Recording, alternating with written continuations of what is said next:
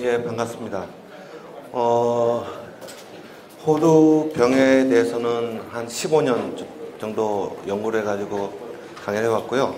청도 지역에서는 올해가 처음인 것 같아요. 제가 강의를, 청도 지역에 지금 재배하신 분 한 손 좀 들어봐 주시겠어요? 호두는, 제가 밤 호두, 두릅, 대추, 음나무, 그 다음에 조경수 관련해서 강의를 주로 하고 있고요. 지금 호두 같은 경우에는 다른 작물하고 틀리게 재배를 하면 10년 후에 수확이 됩니다.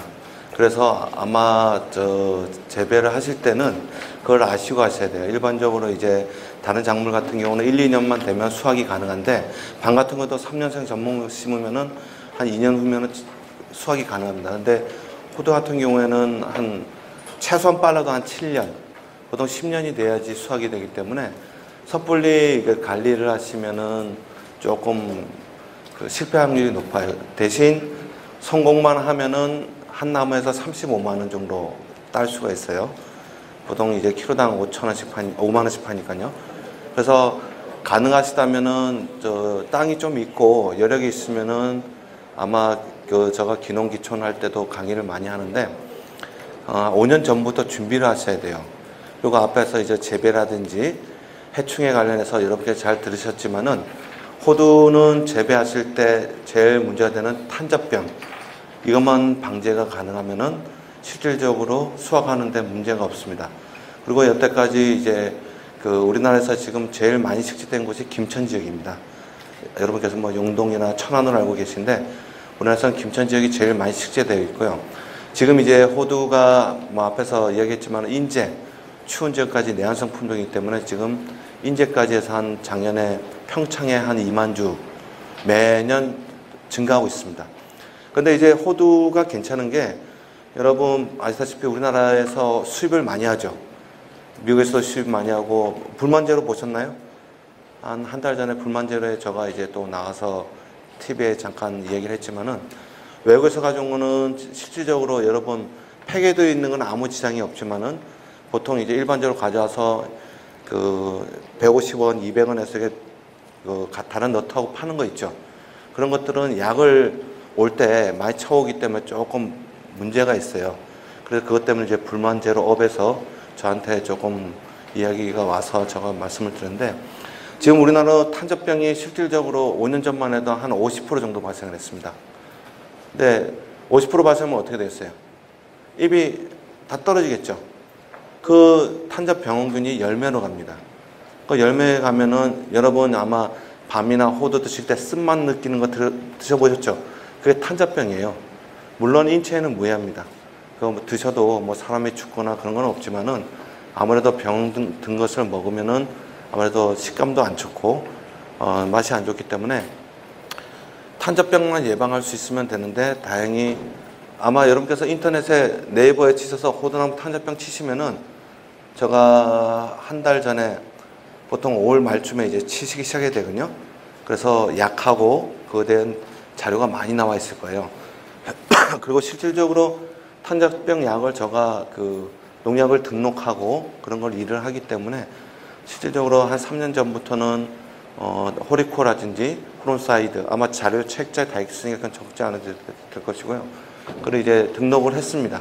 그래서 지금 5%, 30%에서 이제 완전히 줄였는데, 여러분께서 조금 아셔야 되는 게 살충제하고 살균제는 완전히 틀립니다. 살충제는 여러분 에포킬라 가지고 파리, 모기, 다른 벌레 쳐도 죽죠.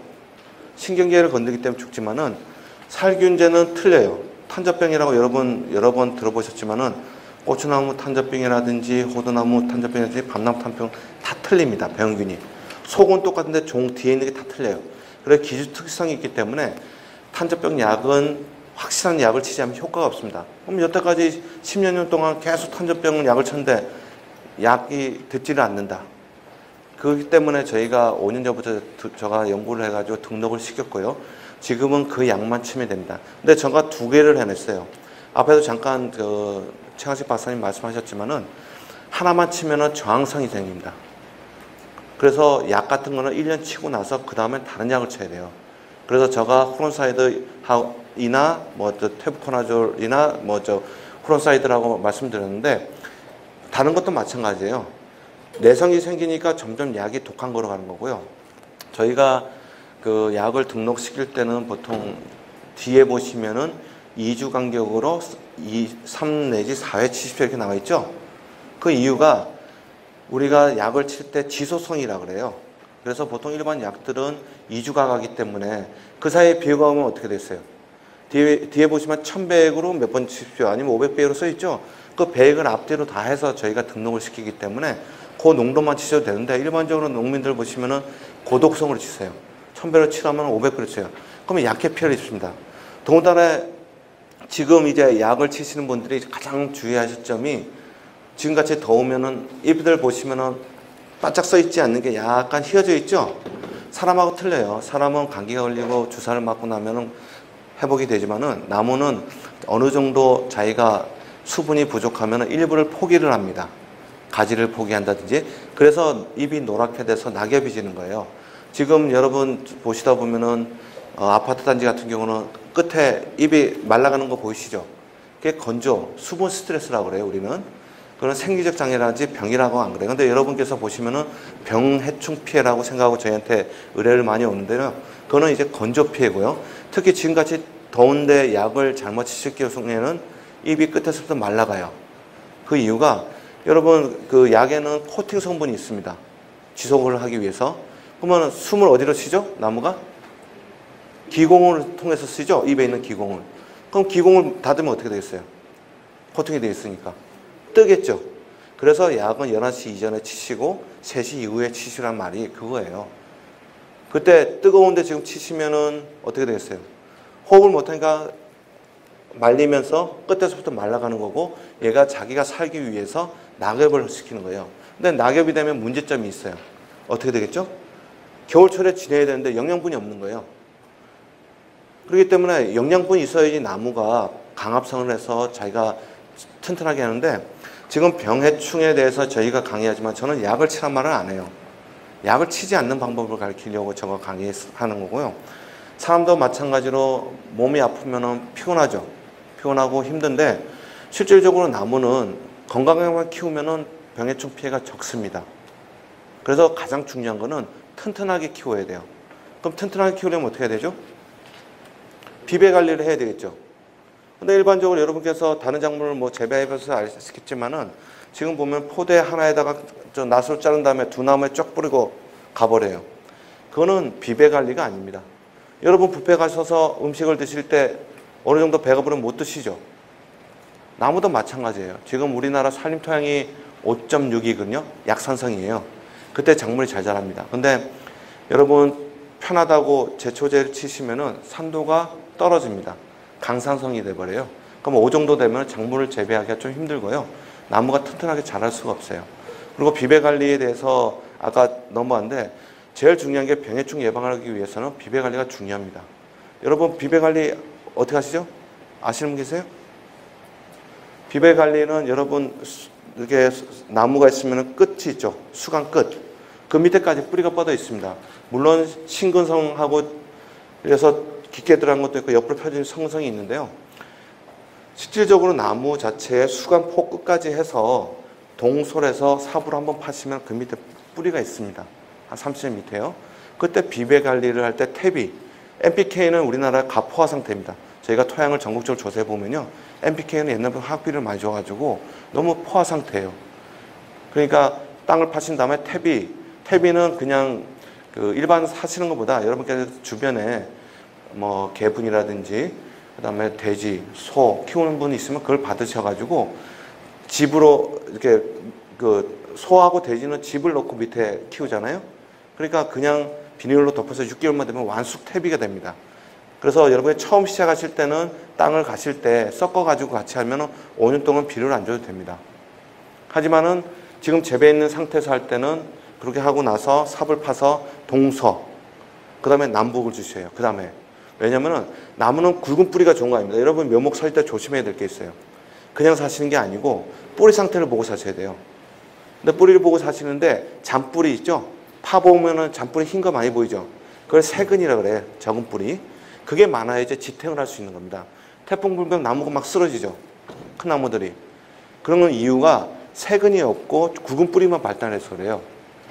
세근을 발달시키기 위해서 동서로 주시면은 어떻게 되겠어요? 이 영양분을 먹으러 막 들어가겠죠. 그러니까 세근이 많이 발달하는 거예요. 그 다음에 남북을 주면 어떻게 했어요? 반대쪽에 있는 것들이 뿌리가 막 뻗겠죠. 그러면 말 그대로 튼튼하게 지탱이 되겠죠. 그래서 이 원리를 이용해서 되는 거고, 저희 강의하는 것은 자료에 거의 다 있습니다. 사진이라는 거는. 그거보다 제가 말씀드린 게 가장 중요한 거는 튼튼하게 키우자, 나무를. 그래야지 병이 안 듭니다. 그리고 지금 여러분께서 병드는 것 중에 하나가 밀식. 너무 촘촘히 심어요. 요즘은 밤나무, 하동하고 지금 경상도 쪽에는 돈이 안 됩니다. 근데 실질적으로 저 중부 지역 같은 경우 충주 키로당 10,000원에 팝니다. 이해 못 하시겠지만은 그렇게 팔고 있어요. 없어서 못 팝니다. 이편품명은 껍질에 먹는 밤이에요. 근데 왜 되겠어요? 관리가 중요합니다. 비배 관리뿐만 아니라 그 다음에 관리가 중요한데, 나무도 호두도 지금 마찬가지예요. 옛날에는 삐쩍 키웠어요. 근데 가수는 여러분 아시다시피 수간이 넓게 뻗고 햇빛 반대 열매가 열립니다. 아무리 나무가 높다 해서 열매가 열리는 게 아니고요.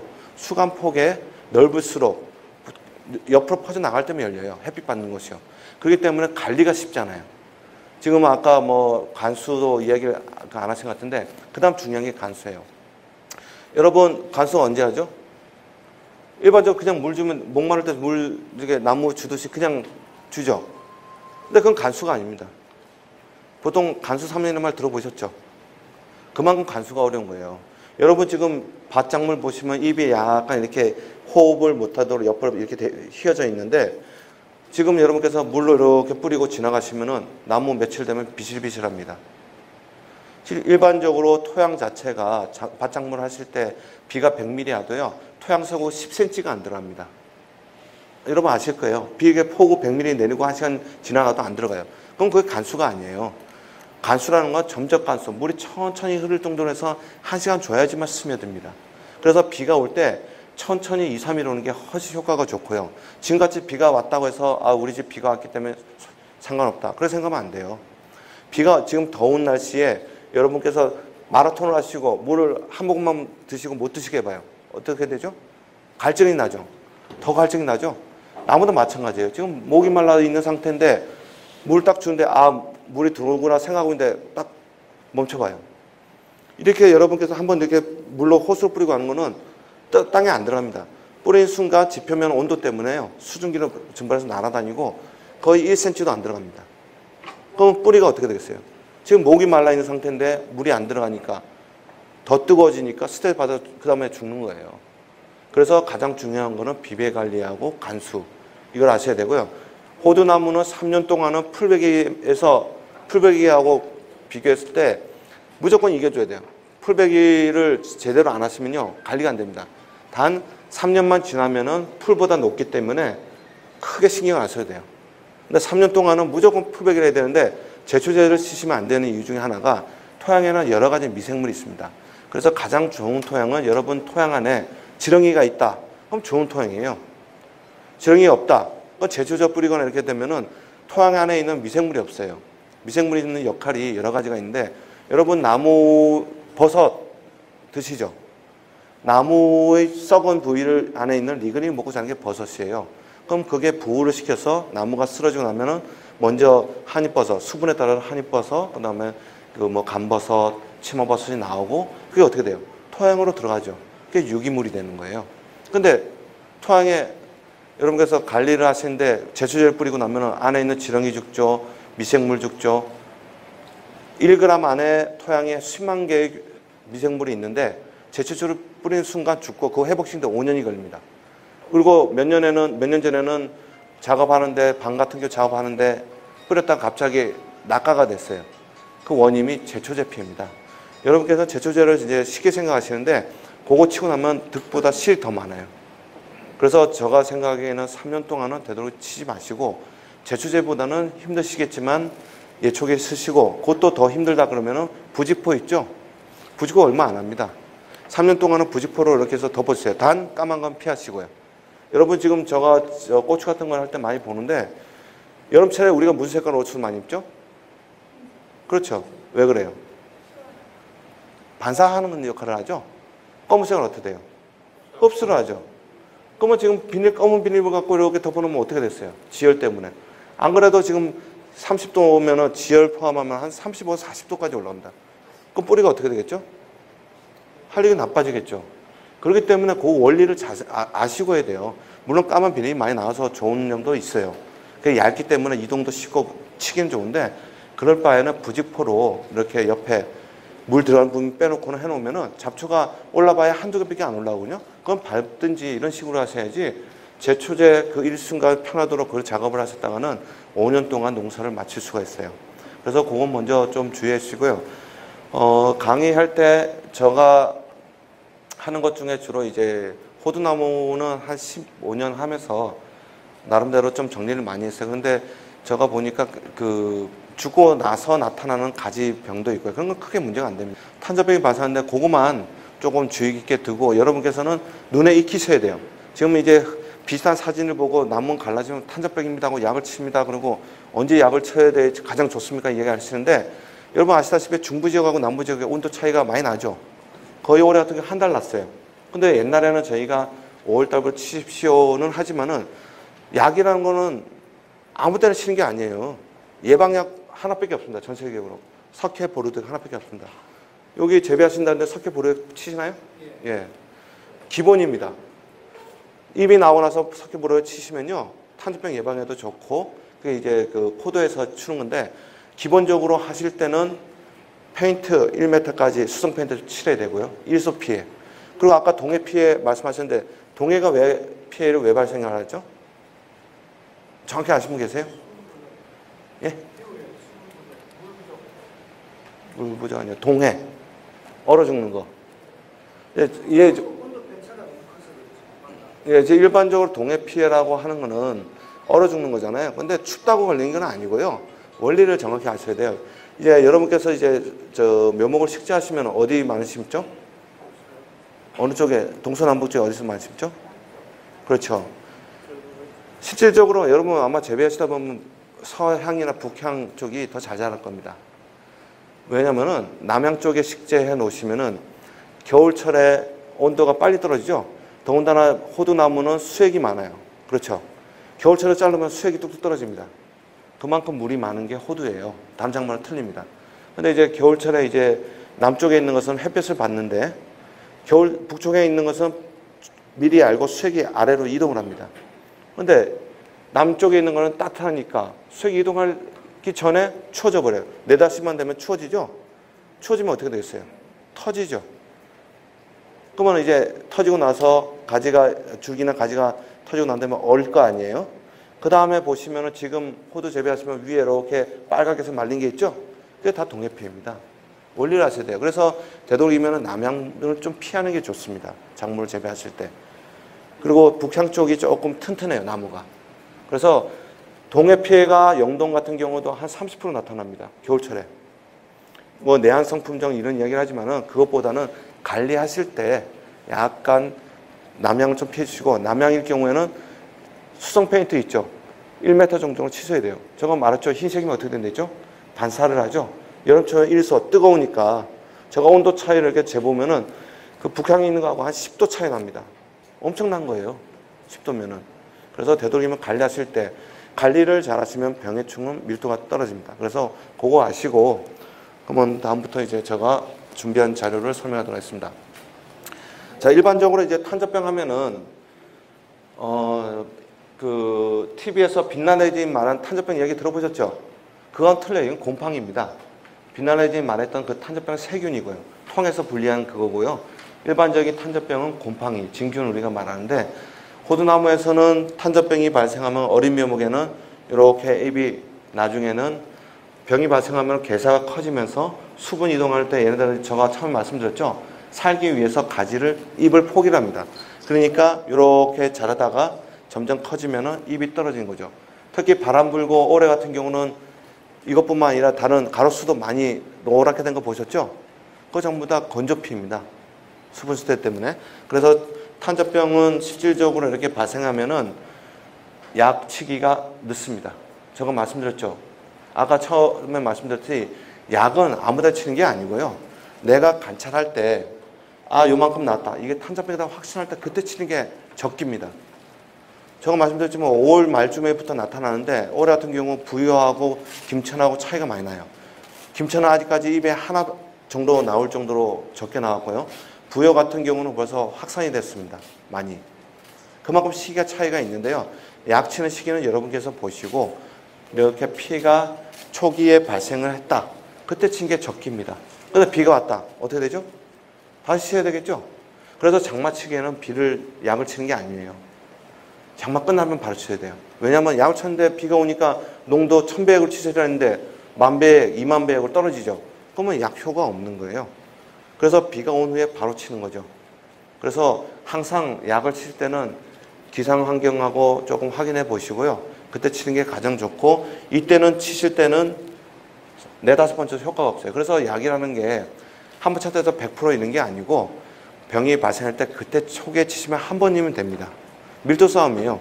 이렇게 되는데 지금 비가 와서 팍팍 튀면 이 안에 포자가 수십만 개가 있는데 막 튈 거 아니에요. 그럼 이거 어디로 가요? 조금 있으면 열매 지금 나왔죠. 열매로 가면은 입은 상관이 없어요. 근데 열매로 갈 경우에는 탄저병이 감염이 되니까 거기 들어간 거는 호두를 외피를 까고 나면은 그 안에도 새까맣게 들어가 있습니다. 주두 위쪽으로 이렇게 갈라진 데 있죠. 아까 식재하실 때 갈라진 쪽으로 해서 위로 올리랬죠. 그쪽이 약하기 때문에 그쪽으로 다 들어가요. 그래서 까보시면은 그쪽이 썩어 있습니다. 그게 탄저병이에요. 그래서 실질적으로 여러분께서 호두 과자 드실 때 짜투리 이런 거 하나씩 들어있는 거 있죠. 그건 다 병든 거나 조금 이상이 있는 거 잘라가지고 뽀개진 것 드는 거고요. 원판 하나 그대로 물에 넣었다 까면은 2,000원이 됩니다. 한 알이. 그리고 백화점에 10만 원씩 파는 거 깐 거 있죠. 그것도 수확을 하신 다음에 외피 말리고 건조기 넣어서 나온 다음에 저녁에 팔다가 이제 그 구정 때나 이럴 때 선물할 때 보면은 물에 하루만 담가 놓으면 잘 까집니다. 그거 인건비 해서 까서 백화점에 납품을 하는 거예요. 그래서 실질적으로 탄저병이 발생하기 전에 미리 약을 치시면 효과가 좋겠고요. 전에는 약이 없어서 문제점은 지금 실질적으로 많이 있습니다. 특히 이제 열매로 갔는데 열매가 들어가면 이렇게 되니까 어떻게 됐어요? 안에 내피까지 다 들어가겠죠. 근데 이거를 보고 그냥 놔둬요. 사람들이. 수확이 안 됩니다. 대도 안에 거의 다 섞어 있어요. 이런 걸 빨리 따줘야 돼요. 모든 병 같은 경우는 밀도 싸움이거든요. 이 포자가 계속 비가 오면 튀는데 이 입에 있는 게 튀어서 갔는데 지금 이렇게 되는 걸 보고 가만 놔두면 안 되고요. 쓸모가 없는 거예요. 이거는. 빨리 따주셔야 돼요. 그래서 실질적으로 가장 밀도 줄이는 방법은 여러분께서 좀 힘드시겠지만 지금 뭐 몇 헥타를 안 하고 몇 주 정도 하는 분들은 밑에 낙엽 치죠? 거기서 월동을 하거든요. 낙엽 같은 거 좀 쫙 치워버리시고 봄에 그 석회보를 치고 그러면은 올해 내가 50%다. 약을 치시고 나면 그 다음에는 한 20%, 30% 확 줍니다. 그 다음에 치시면 10% 줄어요. 그 다음부터 5%. 그 다음에는 상관이 없어요. 이게 병이라는 게 100%는 없고요. 왜냐면 여러분께서 약을 치신다고 큰 나무에 집중적으로 다 맞출 수가 없잖아요. 그렇죠? 이 포자가 줄기에도 있고 입에도 있고 밑에 땅에 떨어졌으니까 100% 방제는 힘들어요. 그래서 밀도를 줄이는 작업을 하는데 초기에 발생할 때 쫙 뿌려버리면 그게 포자라는 게 튀어가지고 금방 나오는 게 아니고요. 온도가 맞추고 그러면 이제 균사가 통해서 입으로 들어가거든요. 마찬가지로 요 열매에 튀었을 경우 온도가 높아지고 수분이 어느 정도 되면 거기서 포자 자체에서 발활합니다. 우리 균사. 여러분께서 음식 썩은 거 보면 곰팡이, 푸른 곰팡이 페니실린 많이 있죠. 그것도 자세히 보면 균사예요. 포장 위에 있고 균사입니다. 그때 퍼지기 전에, 포자 있을 때 발화하기 전에 여러분께서 치시는 거예요. 약을. 그래서 적기라는 것은 관찰을 하시면서 그때 한번 치시면 돼요. 그래서 요것만 방제하시면 크게 문제가 없을 것 같고요. 그 다음에 지금 실질적으로 옛날에는 이렇게 저희가 5, 6월경에 치라 했지만은 지역 간의 차이가 있기 때문에 되도록이면 여러분께서 딱 보시고 적기를 정하는 게 좋고요. 올해하고 작년하고 또 틀립니다. 그렇죠? 올해는 너무 건조해가지고 좀 늦어졌어요. 전에는 좀 빨랐고요. 초기에. 그래서 시기는 여러분께서 하면 좋고요. 실질적으로 이제 비가 오거나 이럴 때 많이 튀어요, 포자가. 또 곤충이라든지 벌레, 바람에 의해서 튀기 때문에 비가 온다 하면 무조건 탄저병 약을 치세요. 지금 장마 끝나고 나면 무조건 치셔야 돼요. 이것뿐만 아니라 고추도 쳐야 되고요. 고추 많이 재배하신 분은 그때도 이제 포자가 많이 튀어 있거든요. 그러다가 비가 오면 온도 좀 떨어졌다가 따뜻해지면 어떻게 됐어요? 균사가 막 펴서 퍼지겠죠. 그러니까 그때 약을 치시는 거예요. 그 다음에 이제 일반적으로 우리가 이야기할 때 토양이 어떤 게 좋습니까? 물어보는데요. 처음에 조성하실 때는 여러분께서 그 물 빠짐 좋은데 이야기를 많이 하죠. 근데 물 빠짐이 너무 좋단 말은 뭐죠? 마사가 많이 섞여 있단 말이죠. 근데 실질적으로 진흙 이런 게 약간 경사지고 이러면은 실질적으로 재배하기가 참 좋습니다. 근데 물 빠짐 좋다고 한 거는 비배 관리 같은 것도 제가 말씀드렸지만 많이 흘러내리겠죠. 그래서 아까 제 일반적으로 파는 지원해주는 그 퇴비를 뿌리고 나면은 다 어디로 흘러가요? 하천 흘러가죠. 그래서 하천 자체가 오염이 되는 거예요. 그리고 굳이 그 한 포대 뭐 국고 지원해준 데서 비료 포대 사가지고 뿌려봐야 효과도 없는 걸 이렇게 뿌려봐서 흩어 뿌려가고 효과가 없거든요. 근데 그렇게 많이 하시는 걸 보고 저는 너무 이제 요즘 가서는 강의할 때 낭비잖아요. 그 인건비도 낭비고 아침에 신선할 때 나가갖고 한테 이렇게 한 차 부어놓고 하루 한 번만 파서 한 번씩만 넣으면 덮으면 될 거 가지고 그걸 이제 편하도록 하루 째서 흩어 뿌려 다니면은 너무 낭비이기 때문에 여러분께서는 재배하실 때 절대 그렇게 하시지 마시고 꼭 퇴비를 쓰시고 그렇게 하는 게 좋고요. 그 다음에 이제 비배 관리 중에서 퇴비 쓰지만한 미량원소, 아까 제가 석회보르도액 말씀드렸죠. 토양의 석회가 뭐죠? 알칼리죠. 그래서 석회보르나 이제 석회를 보통 이제 어느 정도 돼서 수송을 해서 열매를 많이 따면은 2년 단위로 한 번씩 뿌려줘야 돼요. 여러분 청도니까 감 많이 배겠지만 해거리 하죠. 해거리 하는 이유 중에 하나도 작물의 특성도 있지만은 품종 특성에 따른 차이도 있지만은 호두 같은 경우 많이 열렸어요. 그럼 어떻게 돼요? 그 다음에 내 있는 힘의 120% 쓴 거예요. 보통 나온 게 1톤이 나오는데 1.5톤이 나와서 그럼 어떻게 돼요? 비배 관리를 해야죠. 내 있는 힘을 다 썼는데 막 권투하고 나서 체력이 고갈되고 그러면 고기를 먹어야 되잖아요. 그 비배 관리를 일반적인 것보다 원래 추비 이야기 말씀 많이 하시죠. 그래서 실질적으로 가을철에 이제 수확을 하고 8월 말부터 수확이 되니까 수확을 하고 나면은 비배 관리에 들어가는 거예요. 그래서 10년까지는 그렇게 관리하시다가 이제 열매가 열리기 시작하면은 퇴비를 조금씩 더 공급해 주는 거로 해서 보충을 시켜줘야 됩니다. 그리고 2년마다 한 번씩 석회, 일반적으로 뿌리는 거 있죠. 그 고용지 석회 있죠. 그걸 뿌려주시는 거예요. 그건 미량원소라고 하거든요. 연매 시비 같은 거는 그렇게 효과가 없어요. 그런 거 할 필요가 없고요. 그냥 석회 보르도에 그거는 이제 예방약이니까 잎이 나오기 전에 한번 잎이 나오자마자 확 뿌리시고 그 다음에 이거 수확할 때는 2년마다 한 번씩 고용지 석회를 뿌려주시면은 재배하는데 큰 문제는 없습니다. 호두는요. 그리고 호두 자체가 나무가 좋기 때문에 일반적으로 키워놔도 목재로도 이용해도 돼요. 우리가 지금 이용하는 부위가 어디에 따라서 미국 같은 경우는 호두하고 밤은 종실보다는 탄닌을 이용한댔습니다. 그리고 여러분 좀 옛날에 그 기찻길에 있는 게 받침목 뭐로 만들었죠? 무슨 나무죠? 아세요? 밤나무예요. 150년 갑니다. 그만큼 좋은 목재예요. 호두나무도 튼튼하고 괜찮고요. 근데 지금 우리는 목적이 과실이기 때문에 신경을 안 쓰는 건데 여러분께서 이제 두 종류로 생각하셔야 돼요. 목재를 쓸 것인지 열매를 딸 것인지. 그래서 열매 따실 때는 되도록이면 낮춰서 옆으로 하시고 목재 쓸 때는 키우시면 되는 거예요. 대신 옆에 있는 가지 올라오는 건 잘라주셔야 돼요. 옹이라고 들어보셨죠? 그걸 안 하시, 옹이를 안 잘라놓으면은 안쪽으로 많이 들어갈 때는 30에서 50cm 들어갑니다. 그 가지 쪽에 들어가는 움푹 들어간 게요. 그 옹이는 가치가 좀 떨어져요. 그래서 되도록이면은 어릴 때 나올 때 잘라주셔가지고 토신 페이스트 같은 걸 발라놓으시면은 깨끗하게 활용할 수가 있습니다. 자, 이게 포자입니다. 포자는 두 종류가 있어요. 뭐 이거는 이제 학문적으로 필요 없고요. 이게 분생 포자인데 엄청 많아요. 쉽게 말하면 그 포자 하나 떨어서 물속에 넣으면 수십만 개입니다. 그렇게 많습니다. 저희가 사진 찍으려고 이쁘게 해서 이렇게 한 거지. 그리고 이제 포자 종류가 두 종류가 있는데요. 1년 연중 감염시키는 게 이겁니다. 제가 말씀드렸죠. 근데 병균이 있는데 병이 발생 안 해요. 왜 그러죠? 나무가 튼튼해서 그래요. 나무가 튼튼하면요. 병원균이 들어와도 병원균이 있다고 해서 병 걸린 게 아니에요. 쉽게 말하면은 여러분 여기서 감기 걸린 사람 한 사람 있는데 옆에 있는 사람 감기 걸려요? 안 걸리죠? 근데 옆에 있는 사람이 어저께 일을 너무 늦게까지 하고 피곤해요. 상태가 안 좋아요. 아침에 옆에서 이야기하는데 인플루엔자 바이러스는 공기 전염입니까? 기침을 했어요. 그 사람 확률이 90% 이상입니다. 근데 어저께 내가 푹 자고 몸이 괜찮아요. 그럼 그 사람 감기 들어옵니까? 안 들어오죠. 왜 그래요? 건강하기 때문에 안 들어온 거예요. 이 병원균도 다 있어요. 주변에는요. 토양 그 주변에는요. 근데 안 들어온 이유가 조건이 맞아야 병원균이 발활하군요. 겨울철에 아무리 포자했으면 뭐합니까? 발화가 안 되는데. 그렇죠? 병이 안 들어와요. 그럼 겨울철에는 볼 수가 없잖아요. 주기적에 있는 거. 발생할 수가 없어요. 여름 이제 5월 달부터 온도가 20도가 되면은 20에서 25도의 발화를 많이 하거든요. 그때 발화할 때 나무가 튼튼하면 어떻게 됐어요? 들어올 수가 없어요. 근데 상처가 있거나 예척이라든지 상처가 있거나 이런 경우에는 어떻게 됐어요? 들어가겠죠.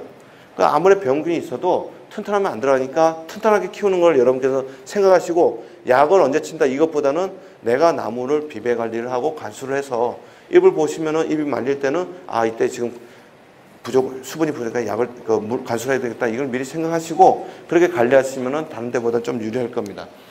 그래서 뭐 병원균 같은 거는 큰 의미가 없고요. 전에는 이제 약이 없으면 문제가 되는데 제가 이제 테부코나졸이라는 그 호리코어 근데 약이 좀 비싸요. 500ml이기 때문에 일반 약 두 번 쓰니까 보통 이제 후론사이드는 2만 원 하니까 그게 그 100g이거든요. 괜찮은데 호리코어는 이제 가격이 4만 원 정도는 합니다. 하지만 좋으니까 싸다고 섞어놨다고 요즘 농약병에서 파는 약을 일반적으로 이제 여러분한테 가면은 탄저병이 걸렸다면 주는 약이 있어요. 그건 걔네들이 마진이 많이 남는 약을 주기 때문에 효과가 없습니다. 매일 약을 쳤는데 왜 효과가 없냐고 연락이 와서 들어보면은 엉뚱한 약을 쳐요. 조금만 관심을 가지면 인터넷에 다 있거든요. 저희가 실험을 3년 동안 해서 등록을 한 거기 때문에 그렇게 조금 약은 정확한 약을 좀 치시라는 걸 좀 부탁드리고요. 그 다음에 이제 그 흰가루병인데 흰가루병 사진은 말 그대로 이렇게 습할 경우 봄철에 너무 습하거나 밀식돼 여러분 명목 파는 사람 있나요 여기? 명목 파실 때 밀식해서 심죠? 하나씩 해서 그럴 경우에는 이렇게 흰가루병이 많이 발생합니다. 근데 흰가루병 발생해도 나무를 죽이지는 않아요. 순환물 기생균이라서 이 잎이 있어야 살 수 있습니다. 균이. 그러니까 자기가 살기 위해서 어떻게 하겠어요? 적당히 버치고 비가 오면 또 흰가루병이 많이 줄어듭니다. 이거 방제법은 물로 씻어내야 돼요. 그런데 어린 묘목 많이 할 때는 문제가 되는데 이거는 약간 건조하고 이렇게 뜨거우면 균이 없어집니다. 그래서 초기만 그거 조심하면 되고 큰 나무에는 거의 발생을 안 합니다. 포자는 이렇고요. 그 다음에 이제 문제가 되는 게 흰곰팡이병이라고 영광하고 김천에 들어와서 제가 외국에다 보고를 한 겁니다. 이 병균은. 근데 제가 외국에 보고하고 나서 보니까 미국에서 호도 많이 들어오죠 지금요. 이게 문제가 되는 병이더라고요. 흰곰팡이병. 이게 지금 올해는 또 다른 지역에도 발생을 했어요. 앞으로 제가 봤을 때는 이게 문제가 될 거라는 생각이 들어서 지금 약제를 실험을 하고 있는데요. 이것도 문제가 뭐냐면 입에 이렇게 5월 초에 입이 발생하면은 입 뒷면에 이렇게 포자가 발생합니다. 이게 포자예요. 그 다음에 이렇게 까맣게 개사가 되면서 6월 정도 되면 낙엽이 집니다. 낙엽이면 어떻게 되죠? 튼튼하게 못 크겠죠. 아까 말씀드렸잖아요. 입이 영양분을 받아서 축적을 해야 되는데 강압성을 못 하잖아요. 낙하가 되니까 어떻게 했어요? 열매가 적어지겠죠. 열매 적고 크게는 사람이 조절할 수가 있어요. 옆에 두 개 있는 거 하나 따주면은 그 영양분이 그게 하나로 가겠죠. 그걸 조절을 해요. 근데 여러분께서는 과실을 재배하실 때는 큰 게 비싸죠. 크게 비싸요. 양이 뭐 10kg 나와도 중자, 소자 나오면 돈 안 되고요. 대자가 10kg 나오면 돈이 되는 거예요. 그래서 크게 키우는 법을 하기 위해서는 이렇게 잎이 발생하면 어떻게 됐어요? 못 크겠죠. 낙엽이 지니까. 똑같은 나무에도 크고 적은 게 표시가 있는데 만약에 이렇게 될 경우에는 낙엽이 지니까 다마가 안 크니까 돈이 안 되는 거예요. 그래 팔아봐야 소자, 중자밖에 안 되기 때문에 이런 경우에는 지금 약은 아마 올해 내년 하면 거의 끝나요. 등록하기까지는 한 2년 걸리는데 이게 지금 외국에서 문제가 되기 때문에 지금 김천에 제가 실험을 하고 있어요. 그래서 효과는 좋기 때문에 이것도 이제 여러분께서는 크게 문제 안 하시고 방지하는 데는 지장 없을 것 같고요. 포자가 이쁘죠? 특이한 병원균이에요. 그래서 마이클 스트만하고 제가 외국에 이걸 보고를 했고요. 그 다음에 이제 문제가 되는 게 가지 많은 병, 가지에 이렇게 있는데 이거는 이제 동해 피해 받거나 수재가 약한 나무에 많이 발생합니다. 가지에 나타나는 것들은. 그래서 여러분께서 이런 거 발생했을 때는 원줄기에 발생할 때는 못 써요, 나무를. 여러분 저 참나무 산불 나고 나면 맹아 옆에서 등산하실 때 많이 나오죠.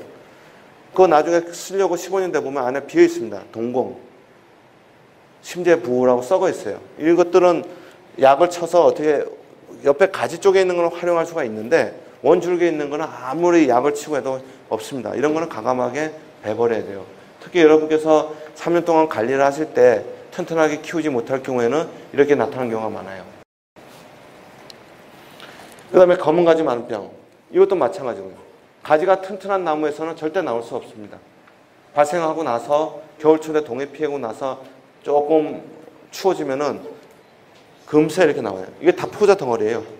손에 만지면 포자 막 있어요. 그리고 여러분께서 조금 주의하셔야 되는 게 옆에서 나무가 죽어간 다음에 여러분께서 관심 있으니까 구경 가시잖아요. 갔다 오면 우리 집에 금방 며칠만 되면 퍼져 있어요. 특히 뭐 두릅이나 음나무, 엽병 같은 거, 얘기 들어보세요. 엽병. 두릅이나 음나무 같은 거 갑자기 죽어가는데 여러분께서 신발 신고 갔다 오면 우리 집 다 퍼집니다. 그래서 문제가 된 게 민두릅을 저희가 보급하다가 5년 전에 중지를 시켰어요. 그 이유가 그거예요. 옆집에 죽어간다니까 어디 보자 하고 갔던 사람들 때문에 갔다 오니까 자기 집에 다 걸려버린 거예요. 그래서 20만 주 이상 다 폐기를 했습니다. 엽병 걸리면 토양병에는 기주범위가 아까 탄저병은 그 나무에 발생한다 했죠? 그건 강범위예요. 음나무 옆에는 두릅나무 엽병 걸린 데는 음나무 심으면 안 되고 복숭아도 안 되고 사과도 안 되고 배도 안 됩니다. 그렇게 넓어요, 기주가. 그러니까 특히 여러분께서는 토양병에 있는 경우에는 아주 조심하셔야 돼요. 그래서 실질적으로 여러분께서 다른 임지 병 발생했다 갔다 하면은 갔다 오실 때는 항상 신발을 알코올로 소독해야 돼요. 그래서 지금 저번에 강의할 때는 음나무나 두릅 할 때는 저희가 들고 다니면서 설명을 드리는데 그 소독하는 게 이제 곧 나올 거거든요. 그러니까 여러분께서는 얼마 안 해요. 그 이제 간단하게 약국 가면 알코올이 있죠. 거기다가 70% 알코올에다 스폰지 있죠. 모판 노란 거 있죠. 거기다가 스폰지 넣으시고요. 70% 알코올 넣고 임지 갔다 산에 갔다 내려오실 때는 그 신발 갖고 이렇게 한 번만 하면 돼요. 그 말고는 제가 특화된 걸 지금 새로 하나 있는데 그거는 간단하긴 하지만 아직까지 100% 완성을 못 해가지고 일반적으로 그걸로 씻어야 돼요. 그거 안 하시면 토양병에는 다 망합니다. 더군다나 고추 엽병 같은 거 이것도 심하고요. 그래서 토양병일 경우 심하니까 조심하시고요. 여러분께서 송 같은 거 산에 가서 장갑 끼고 들어오실 때는 다 씻으셔야 됩니다. 그냥 옆에 놔두고 또 옆 농장 가서 하면은 그 병원균이 어디로 튀겠어요. 그리고 가지치기, 전지전쟁할 때는 자르고 나서 어떻게 해야 돼요? 항상 알코올 담갔다 해야 됩니다. 그냥 자르고 돌아다니면은 그 병균 하나 걸린 것 때문에 퍼지는 거예요. 이 호두에서는 그런 병이 없지만은 밤나면은 줄기말병이 가장 무섭거든요. 전 세계적으로 가장 무서운 병이에요. 계속 확산이 되니까. 그래서 점팔 때 가장 중요한 게 접을 이제 밤은 많이 붙이죠. 줄기말병 하나 걸린 것 때문에 피해율이 50% 이상 나와요. 그러니까 그만큼 조심하셔야 된다는 거죠. 그러니까 이것도 이제 다 포자 덩어리이기 때문에 여러분께서는 하실 때 이런 거 있으면은 전정갈 자르고 나서 장갑 같은 거 다른 거 만지지 마시고 그냥 요것만 만지실 때는 요것만 자르고 톱을 자르고 나중에 소독하고 그냥 묻어버리는 게 가장 좋죠. 이게 병원균입니다. 포자들은 다 이쁘죠. 근데 이제 실질적으로 이런 포자들이 나중에 온도가 높아지면 금방 여기서 발화를 해가지고 확 퍼지는 거예요. 그러면서 포자를 또 재생산을 하니까 문제가 되는 것이고요. 그 다음에 이제 포모시스 가지 많은 병은 주로 이제 전지전정이라든지 동해 피해 받았을 때 그 부위 위에 나타납니다. 그래서 여러분께서 지금 재배하시다 보면은 이 병이 많을 거예요. 포모시스. 잎이 철제적으로 줄기 쪽이 봤을 때 빨갛게 되면은 그 위에 하얀 덩어리가 보입니다. 그게 포자입니다. 이런 것들은 가감하게 요 위에를 잘라가지고 나중에 비닐봉지에 담으시고 위에는 톱신패시드 아시죠? 톱신패시드가 지금 1kg짜리가 한 35,000원 하는데 제가 그거 말고 새로운 거 개발을 한 게 있어요. 50본드 205가 있습니다. 무독성. 그건 2,800원밖에 안 해요. 그러니까 그걸 사셔가지고 50본드 205가 있습니다. 50본드 종류가 많이 있죠. 그래서 저희는 뭐 약 회사 선전한 게 아니기 때문에 50 본드 205가 실질적으로 가격도 싸고 실질적으로 이렇게 접을 붙이면 잘 붙고 절단한 다음에 발라놓으면은 거의 2년 동안 안 떨어집니다. 이게 빨리 아물어야 되거든요. 여러분 상처 나면 우리 사람 보면 뭐 생기죠? 따까리 생기죠. 나무도 마찬가지로 나무를 이렇게 자르면 상처가 나면 켈러스가 생겨야 돼요. 근데 그 전에 부균이 들어가는 게 썩거든요. 그렇기 때문에 실질적으로 이렇게 자르신 다음에는 바로 토신 패시 이제 본드를 발라주셔야 돼요. 그러면은 본드 같은 경우는 2년 동안 가기 때문에 다른 청공수 해충이라든지 병 피해를 막을 수가 있어요. 주로 이제 상처를 통해서 병 들어가는 게 많거든요. 그렇기 때문에 상처가 날 때는 여러분께서는 얼마 안 하니까 주머니 이렇게 들고 다니면서 쭉 뿌려갖고 이렇게 나뭇가지 하나 뿌려가지고 이렇게 바르시면 돼요. 간단하니까 그렇게 하시면 좋을 것 같고요. 이건 포자고요. 그 다음에 갈색고요병은 깍지벌레하고 관련이 있습니다. 여러분 이게 이제 심할 경우에는 엄청 많이 붙어 있어요. 근데 이거는 솔 있죠, 솔. 두꺼운 솔. 아니면 쓰다 남은 그 칫솔.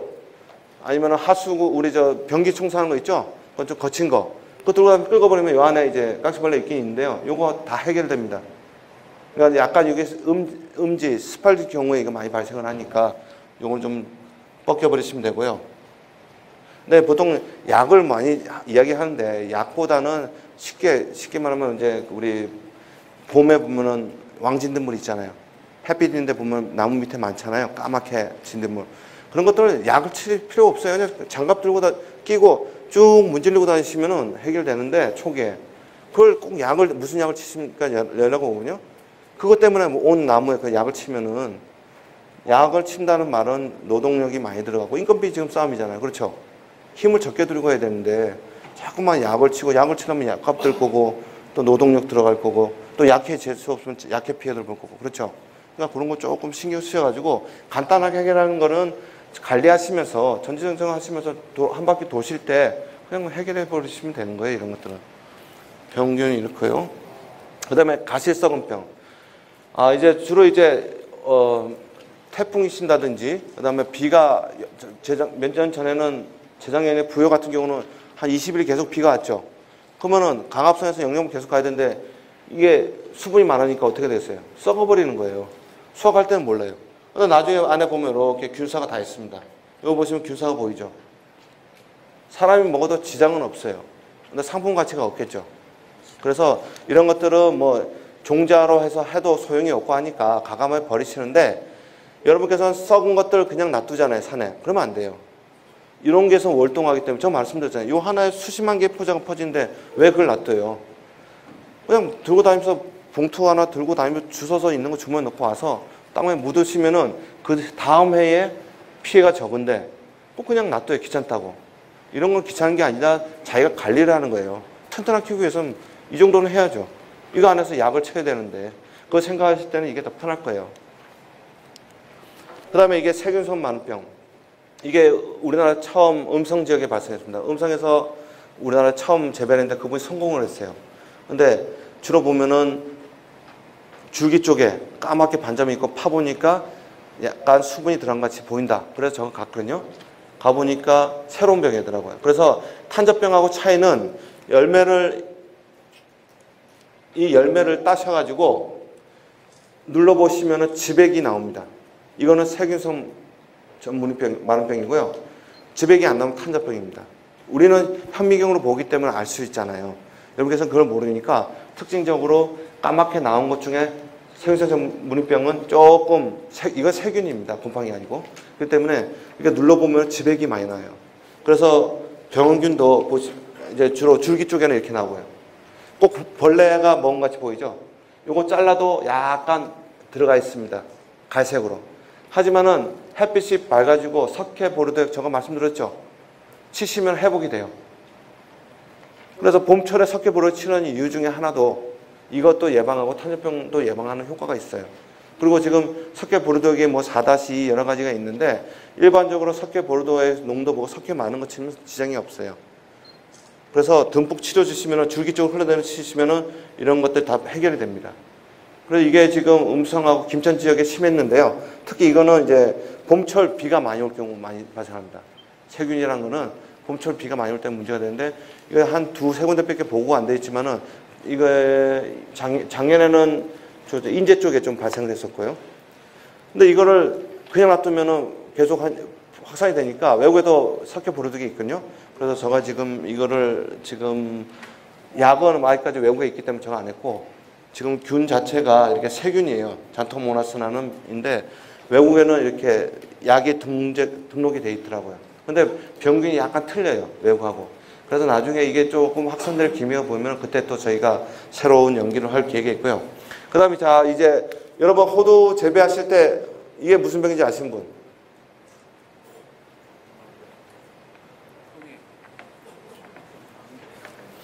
지금 저번 주에 제가 찍어온 겁니다. 자, 이게 바로 수분 스트레스, 건조피입니다. 전체적으로 보면은 노랗게 돼 있고요. 근데 이제 호두나무는 특징이 있어요. 여러분 보시면은 노랗게 되는데 여기 하나, 둘, 셋, 넷, 다 6개인데 7개거든요. 끝에 끝까지 하면은 하나 양쪽으로 이렇게 있으니까요. 요 끝에서부터 들어갑니다. 노랗게 되면서 낙엽이 져요. 근데 부여 같은 경우는 이러면서 탄저병이 발생을 했어요. 30%가 그냥 쏟아집니다. 바람 불면 막 떨어져요. 그리고 제가 말씀드린 것은 지금 약을 치면 안 된다고 하는 이유가 그거예요.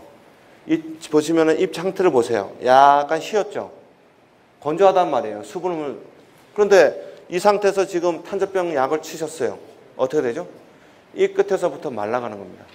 이 끝에 이렇게 말라가지고 말리는 거 있죠? 약해 피해요. 지금 이 더운데 이거 쳐버렸으니 피해가 많을 수밖에 없죠. 그리고 주로 이제 끝에서 말라가는 거는 약해 피해하고 건조 피해 두 개입니다. 거의. 탄저병은 그때 보셨죠? 아까 보셨죠? 반장같이 이게 좀 크게 보이죠? 그게 탄저병이에요. 근데 일반적으로 사람들은 갈색 말라만 가면 누가 그런데 탄저병이 제일 문제더라. 다 탄저병인 줄 알고 약을 치려고 그래요. 그래서 정확히 아시라고 저는 사진을 보여드리는 거예요. 눈에 익어야 됩니다. 탄저병은 반점이 이렇게 있는 거예요. 그리고 연맥 주위에 이렇게 연맥 요 부위 쪽으로 해서 이제 확산이 되는 거고요. 그게 탄저병이고요. 일반적으로 갈색으로 이렇게 돼서 이런 것들은 보세요. 병 같지만은 갈색으로도 있고 노랗게 되는 것들은 탄저병이 아니에요. 예, 수분 스트레스 때문에 그래요. 이게 너무 뜨거워 버리니까 갑자기 지금 이것뿐만 아니에요. 지금 벚나무도 마찬가지고 아카시아도 그렇고 지금 노랗게 떨어지죠. 바람 불면 뚝 떨어지죠. 너무 지금 건조해서 그런 거예요. 그래서 여러분께서는 병해충 이런 교육을 듣지만은 가장 중요한 거는 나무를 튼튼하게 키워라. 그 다음에 약은 내가 관리를 하실 때 초기에 이런 병이 발생할 때 그때 약을 치신다고 생각하시면 되고요. 그 다음에 건조 피해 같은 경우는 지금 어떻게 하세요? 간수시설이 돼 있는 데는 점적 간수를 하면 되는데 실질적으로 산이나 이런 데는 힘들잖아요. 그러면은 놔둬서 지금 잎이 떨어지고 조금 비가 오고 난 다음에 장마 끝나고 난 다음에 비배 관리를 조금 해주세요. 제가 말씀드렸죠. 약할 때는 보양식 우리 복날에 먹잖아요. 마찬가지예요. 나무도 비료를 줘가지고 좀 튼튼하게 키워야 돼요. 그럼 그 다음에 크게 지장 없이 정상적으로 생활을 하는 거예요. 근데 이 상태가 반복적으로 되면 어떻게 됐어요? 끝에서부터 죽겠죠. 그런 나무를 튼튼하게 키우는 게 병해충하고도 관련이 있기 때문에 여러분께서 관리를 하시다가 만약에 문제가 되면은 빨리 초기에 찾으셔야 돼요. 그래서 그것이 병인지 충인지 아니면 생殖장애인지를 보시고 만약에 일순간에 잎이 떡 떨어지더라. 그러면 뿌리에 문제가 있다. 그러면 빨리 파악을 해서 밑에 묘목을 사시다 보면 여러분 아마 그 가격 지금 한 주가 얼마씩 사셨죠? 호두 한 주. 네, 15,000원 비싼 거 2만 원 하고요. 보통 일반인들은 뭐 9,000원 정도 샀다. 그러면 좋은 묘가 아닙니다. 불량묘예요, 실은. 충실한 거는 15,000원 주셔야 됩니다. 그래서 호두가 가격도 비싸고 관리가 힘든 거예요. 밤 같은 거 뭐 3,000원, 일반적인 묘목 1,500, 2,000원 하잖아요. 그런 거 산 거 사시면 안 돼요. 호두는 여러분께서 30년 캐먹을 거예요. 그렇죠? 그런데 그거를 싸다고 여러 개 뭐 만주를 한다면은 저 같으면은 한 5,000주를 씹더라도 충실하고 또 여러분께서 하나 꼭 아셔야 되는 거는 묘목을 사실 때는 그 지역에 있는 잘하는 사람 걸 사야 돼요. 이번에 음나무가 활착률이 전체적으로 저 강원도에 저조한데요. 묘목을 충남에서 가져왔어요. 강원도 심을 거. 식물은 1도 차이가 나면 엄청 차이가 많거든요. 근데 여러분께서 호두를 심는데 김천이나 추운 지역 거는 좀 괜찮아요. 남부 쪽으로 안 가면. 근데 그거를 뭐 쪽쪽 해서 싸다고 다른 지역에서 가져오면은 내한성이 떨어집니다. 말씀드렸듯이 여러분께서 더운 지역 가서 2, 3일만 지나면 적응이 되죠. 처음엔 덥지만은. 나무도 마찬가지예요. 여러분께서 이 지역에 있는 것들은 적응이 된 거예요. 그러니까 춥거나 덥거나 할 때 어느 정도 버틸 수가 있는데 갑자기 엉뚱한 지역에서 와버리면은 어느 순간에 뿌리 활짝 뜨고 안 좋고 죽어요. 그때 가서 보면은 아, 지역이 엉뚱한 데서 나무 지역 같은데. 그래서 그런 것이 묘목을 구입할 때 기본입니다. 싸다고, 뭐 좋다고, 잘한다고. 잘해도 남부 지역 잘한 걸 가져와 봐야 필요가 없는 거예요. 여러분, 저 묘목 같은 거 키워서 묘판에서 나갈 때 경화 처리를 하죠. 온도에 적응시키는 기간을 하죠. 그걸 경화라 그러거든요. 천차적으로 나가야 되죠. 근데 남부 지역이 따뜻한 거를 추운 지역을 해서 봄철 4월 달에 갑자기 추워지면 어떻게 됐어요? 그만큼 손해를 보잖아요. 그러니까 묘목을 사실 때 그 지역에 있는 게 사시는 게 가장 좋고요. 그 다음에 쉽게 사시지 마시고 그 집에 있는 거 보고 정확하게 키웠는지 보고. 왜냐면 제가 아까 말씀드렸듯이 흰가루병이나 곰팡이병이 걸린 것들은 수세가 약해서 뿌리에 발육이 떨어집니다. 그래서 준다고 그냥 사시지 마시고 뿌리를 무조건 확인하셔야 돼요. 그래야지 손해를 안 보시는 거예요. 15,000원인데 그거를 그냥 좋다고 해서 그냥 훌떡 사가지고 집에 심어놓고 1년 지나면 불량묘라 해도 그 사람은 보상은 안 해줍니다. 그래서 처음에 여러분께서 사실 때 가서 눈으로 확인을 하셔야 돼요. 그래서 그렇게 해서 키우시면은 지형이 없을 것 같고요. 제가 준비한 자료는 딱 시간 맞춰서 했고요. 여러분께서 혹시 재배를 하시다가 뭐 궁금한 사항이 있으시면은 메일이나 핸드폰으로 연락 주시는데, 제가 말씀드렸듯이 주로 이제 무슨 약을 치시면 이렇게 말씀하시지 마시고 정확히 병이 축인지 먼저 확인하셔야 돼요. 그걸 하시고 주셔야지 저한테 오는 메일이 뭐 1년에 한 500건 이상 되는데 저한테 연락 뭐 조경수라든지 호두, 밤 다 오는데 그걸 좀 확인해 보시고요. 그래도 모르시겠다면은 정확한 위치, 그 다음에 연락처, 사진 같은 거 이렇게 남겨주시면은 제가 뭐 출장이라든지 교육 가더라도 일주일 내로 연락 드릴 테니까요. 그렇게 하도록 하겠습니다.